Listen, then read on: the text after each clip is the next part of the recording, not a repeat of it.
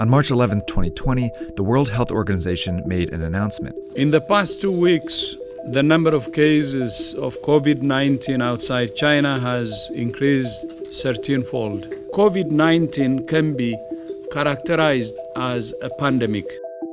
The coronavirus, or COVID-19 disease, had already overwhelmed China, South Korea, Iran, and Italy. And this was a warning to other countries where it was now spreading quickly.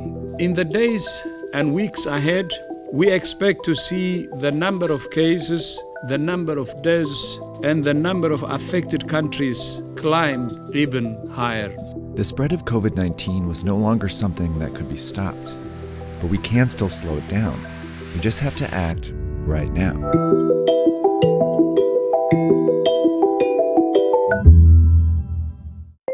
Someone with COVID-19 usually develops a fever and a cough.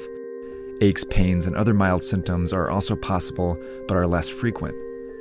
But the severity of those symptoms varies, and for some people who get the virus, you might never show symptoms at all. Based on the data from China, the vast majority of cases are not life-threatening. In 80% of cases, people experience only mild disease, but in 20% of cases, the disease can manifest in a more serious way. It can develop into quite a severe pneumonia where people need to be hospitalized and put on ventilators. Overall, it seems like about 1 to 2% of known cases lead to death, but that rate is much lower for young people and much higher for the elderly. And it also people with unmanaged underlying chronic diseases, they also have a tougher time overcoming the virus. The virus also seems to be very contagious, more contagious than the flu. All you need to do to spread COVID-19 is cough or sneeze on someone else, touch a surface where the virus still lives, and then put your hand in your mouth or your eyes or your nose. After getting infected, it can take an average of 5 to 6 days before you feel sick and your symptoms start to appear. But you can already spread it to people in that period, even if you feel healthy. Just as people realize they're sick, they seem to be at the most risk of passing it along to others. That's how the virus has been so effective at spreading across the world so quickly, and why the WHO was now calling COVID-19 a pandemic.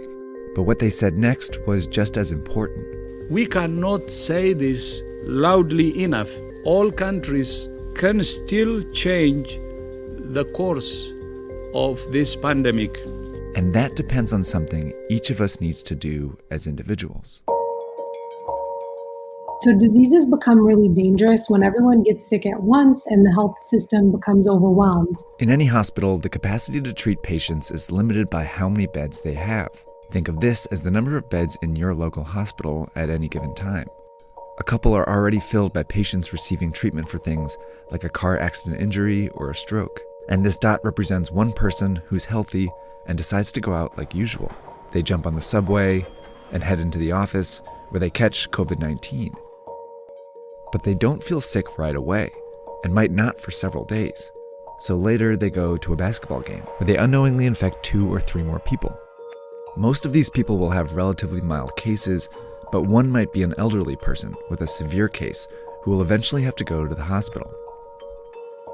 But these 3, who are all infected but don't feel sick, go out again, on the subway, into the office, and then out after work, infecting several more people, 20% of whom will need to go to the hospital. Over a short period of time, this process multiplies the number of people going to the hospital each day.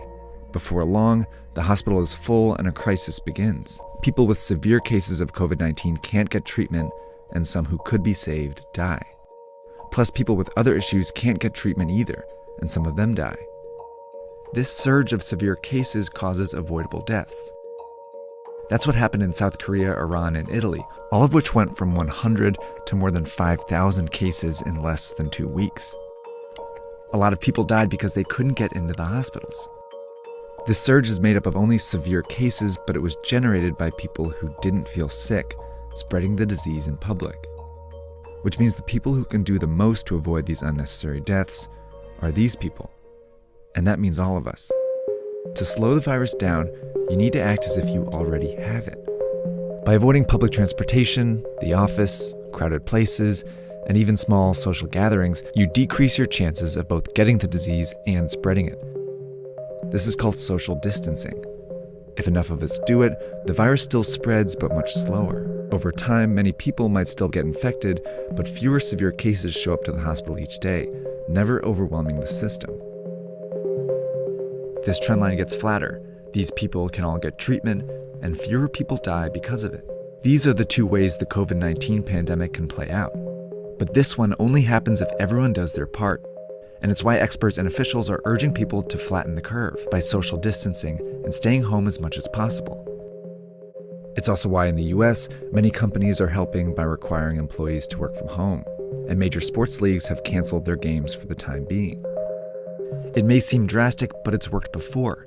In 1918, the cities of Philadelphia and St. Louis were both hit by a flu pandemic, but they responded in different ways. In Philadelphia, health officials allowed a huge parade to go ahead, while in St. Louis, officials prepared. They closed schools, theaters, and bars.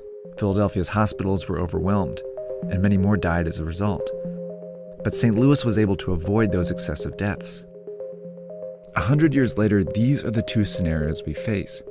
A difference not in whether you get the coronavirus, but when you get it. That could mean the difference between life and death, maybe for someone you know. But we have to act now.